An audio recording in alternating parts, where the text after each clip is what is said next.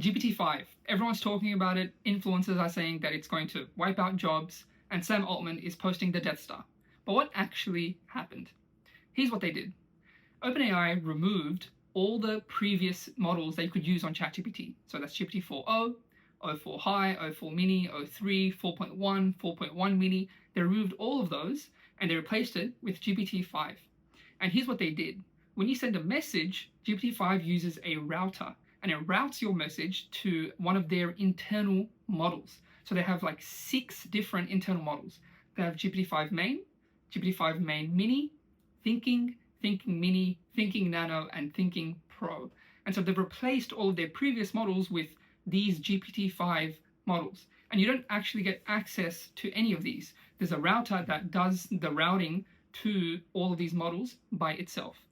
Here's the problem with the release. When they released ChatGPT, and when they released GPT-5 into ChatGPT, the router wasn't working properly. So people were sending all these messages, and those messages were being routed to, like, let's say a smaller model, like a Nano or a Mini, and they were getting really bad performance. And so everyone was like, okay, hold on a second. Is it even good? What's going on here? The other issue is that they completely changed the pricing of these models. And so you get way less messages to thinking models now than you did before. But the main issue that people had was that they removed GPT-4o. That's right. There was so much uproar and backlash that they had to reintroduce the model into ChatGPT. Not for free users, but for the Plus and Pro users. That aside, we have to talk about the presentation. It was really bad. The presentation was awful, and they committed serious chart crimes. I mean, this chart here that I'm showing on the screen is perhaps one of the most egregious charts I have ever seen in my life. In this graph, they've got GPT-5 without thinking at 52.8, and somehow it's like way higher than O3, which is at 69.1. And to make it even worse, somehow the O3 69.1 is equal to the 4.0, which is at 30. What on earth is going on here? This is one of the worst graphs I have ever seen, yet somehow it is, in my opinion, not even the worst one in this presentation. You guys have to see the deception graph, and it just makes it funnier that it's on deception. These are the metrics on deception, and this is my favorite graph because you would think that, oh yeah, like it's gotten a lot better, it's way less deceptive.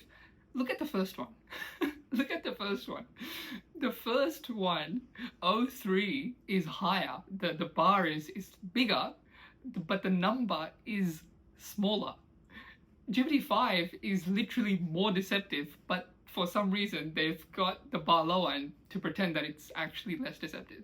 The chart crimes that they committed in this presentation, they were awful, honestly, and it's a really bad look. It really is. Like, it's funny, like we're laughing at it and I find it absolutely hilarious, but this isn't like this. Dude, we have to take this seriously because this is one, OpenAI. These guys are the face of AI. These guys have ChatGPT, which has over 800 million weekly active users, and it's like they're just straight up lying in their presentation, and it's not a good look. It's not a good look. How does GPT-5 actually compare to, let's say, Claude Opus, Sonnet, or Opus 4? Well, look at this is just one benchmark, but it's so interesting to see. It's all basically the same. The improvements are like marginal. They're so small. Like, it's all basically the same. Opus 4.1 is, in my opinion, the best, or one of the best, coding and agentic models, and GPT-5 isn't exactly like leaps and bounds ahead of it. And so with all this being said, we have to talk about the situation as a whole. What just happened? OpenAI just released GPT-5. Now, that sounds like a very obvious sentence, but you have to take into account this has been brewing for years, literally years. People have been waiting for GPT-5 for such a long time, and there was so much anticipation. So much was on the line here. The expectations were really high. Not my expectations, but expectations generally, because they had hyped it up so much. And what we see here is that it's not that big a deal. It really isn't. GPT-5 is frontier level. It's the best AI model, but it's not that next step forward. It is not even close to AGI. Forget about AGI. It's not even close to PhD level intelligence. It really isn't. And Sam Altman can say it as much as he wants, but that won't make it true. And what this situation tells us and what it shows really is that we have plateaued. That is the absolute truth. At some point, we have to admit that, okay, AI and these LLMs, they're really good. They're very good tools. They can do a lot of things. They can automate a lot of work that we do right now. That is 100% true. Does that mean they are artificial general intelligence? No. Does that mean they're as smart as PhD level, PhD holders? Also no. And that's okay. They are really good tools, but they are not magic. They are not sentience. They are not this higher level of intelligence that so many people want them to be. Clearly, something is missing. LLMs are not good enough. That's what this situation tells us. If GPT-5, the next iteration, the next big thing, barely moves a few numbers on some benchmarks, what does that tell us about LLMs? The reality of the situation is that clearly this was rushed by OpenAI. Their router wasn't even working properly. Clearly they didn't really have any idea on how much people wanted to keep certain models and that kind of thing. And honestly, if you use O3 or if you've been using O3, you won't see much of a difference. You won't see much of a difference between GPT-5 thinking and O3, which you would have already been using. O3 is a very, very good model, and really there isn't much of a difference. So that begs the question, why are they rushing so much? What's the point? What was the point of this? Because they released this new model and they've changed the whole layout of ChatGPT and everything, but for barely any more performance. Number one, I would say it's cost. By removing the inference of all of these other models, they can save a lot of money, a lot. They don't have to host 4.5 and 4.1 and O4 mini and O4 high. They don't have to host all of these models. That's number one. But number two, and more importantly, I think that they need to because things are moving very fast. Now, I do think that with this release, a lot of people are rethinking their timelines for AGI.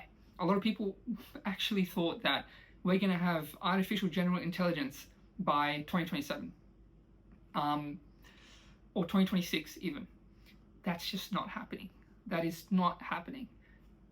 In saying that, I do have to say this first though.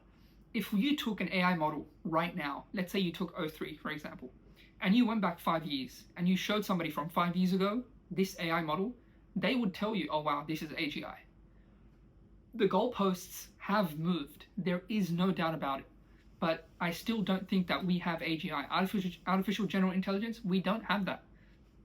In saying that, timelines have moved. A lot of people are now saying, okay, clearly we are not close. Instead of, 2 years down the line, maybe perhaps 5 years, 2030, maybe 10 years, 2035, and so on. But I think, yes, with LLMs, there is something missing and we need to find something more, and I don't know what that is. I don't think really anybody does. Perhaps Ilya does, and that's why he left OpenAI and that kind of thing. However, if there was one company I would bet on to get to AGI and to do all these crazy things, it wouldn't be OpenAI. It would be Google. And I think it's because of Google that OpenAI even released GPT-5 this week. Because the biggest thing that happened in AI this week was not GPT-5. In fact, it wasn't even OpenAI's open source model, which is actually a pretty cool thing that they did, and I'm very happy that they did that, and that's a whole other conversation to be had. But we need to talk about what Google released with Genie 3.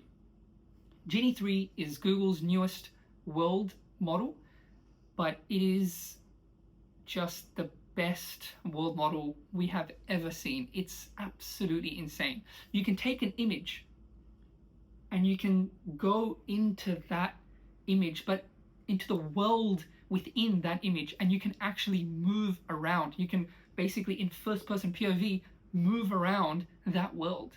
We have never had technology like this before. And this is something that I wrote about actually like 2.5 years ago. And the idea that I had back then was something like the brain dance from the Cyberpunk game, where they would put a device on their head and they would then see someone else's memories. And with this technology, what we can do is when you can generate a world with either images or text, what makes this so impressive is that you can actually interact with that world. So with this technology, you can, for example, generate a world with a car, and then you can actually then go and open the car. And eventually you'll probably be able to sit in the car and actually drive the car. If you're a painter or you're painting, you can paint, you can scrub the paint across the wall, you can look back and then actually see that the world has registered what you did, the paint, and it stays that way. This is essentially the future of entertainment. What happens when you take a technology like this and you take it to a point where if you give it a bunch of characters, descriptions, and locations, and a story, and it can generate an entire cartoon. It can generate a world where you can play an entire game within that generated world. That's where this technology is headed. That is the potential of this technology. This is like a ChatGPT or GPT-4 release level technology that people don't quite understand the potential of something like this. I'm not saying this is a good thing or a bad thing. I actually think it's daunting to think about. It may not necessarily be a good thing for society and people generally, but the technology in terms of what it can do, the potential is incredible, absolutely incredible. Imagine a world where you can generate a game on the fly or a cartoon on the fly. It's just staggering to even think about. And that's where this technology is headed. That's the kind of thing that that Google has released here. And honestly speaking, I think that Google is the only company that's positioned in a place where they can do something like this, where they can work on LLMs like Gemini 2.5 Pro, video models like Veo 3 with sound. I think Google is the best positioned company to dominate absolutely everything. I mean, they have information from the entire internet. They have all the billions of hours of YouTube video data, and they will use that. They are already using that. And so that's where I think this technology is headed. I think I think Genie 3 was the biggest release of this week, and more people should be talking about it and what it can unlock and what it can do. Briefly, we'll also talk about OpenAI's open source model. So they released two models, a 20 billion parameter model and a 120 billion parameter model. Briefly, I think that one, it's very good that they did this. I think we are fortunate that we have so many good open source models now, especially with all the Chinese ones. Besides Llama, this is the only really, I wouldn't say Llama is useful anymore, but this is a really good release. I'm glad that OpenAI actually open sourced a model. In saying that, at this point in time, it is relatively new. It's only been like a couple of days, about a week or so. It doesn't seem to be that good just yet. I will say though, the format of the answers and a bit of more technical things, they're a bit different. So it's possible that providers need to take into account how to actually properly host the model. And when that happens, it will be better. That's something that the CEO of Hugging Face has also mentioned, and a few other people as well within the industry. So perhaps the model will get better, and we'll actually see better performance from it down the line, perhaps in a couple of days or in a couple of weeks' time. In saying that, right now, I don't think that it's groundbreaking. The model does tend to be the model isn't very good at the general things. It's not very good at coding, I would say. It's also not very good at writing. It's not very good at languages, and it can only do English as far as I know. And so there are a lot of other open source models that can be used in its place. I think that right now we are very blessed that there are so many other open source models coming out from China that we can use, and we don't have to rely on OpenAI to open source this model. But again, it's always a good thing that we have an open source model to use, but it's not necessarily the greatest thing out there. I think a lot of people were expecting OpenAI's open source model to be just leagues above and beyond a lot of the other ones, but that's just not the case. And I think it kind of makes sense now because we're looking at GPT-5, and I think it's becoming apparent that LLMs have hit a wall at some point, and something is missing. I think there will be a lot of work done now to make smaller models as good as the larger ones, which is really good for us because then we can run the smaller models, open source models, on our computers, and that way we don't have to rely on all these larger companies and pay them money. We can host them ourselves and that kind of thing. So that's really good. But yeah, that's what happened this week. So this week we got OpenAI open source model, we got Genie 3 from Google, and we got GPT-5. There was a bunch of other things that happened, though, but those are much smaller stories, and I'll include everything within the newsletters. So if you'd like to read about all the different things that are happening in the space, there's probably heaps of stories that you may have missed, and you can go back and read all the previous newsletters that I've written on my website. I'll link it in the description. Thank you very much for watching. I'd love to hear people's experiences on GPT-5, and what they think about the model, what they think about the changes that have been made. Thank you very much for watching, and I will catch you in the next video. Take care.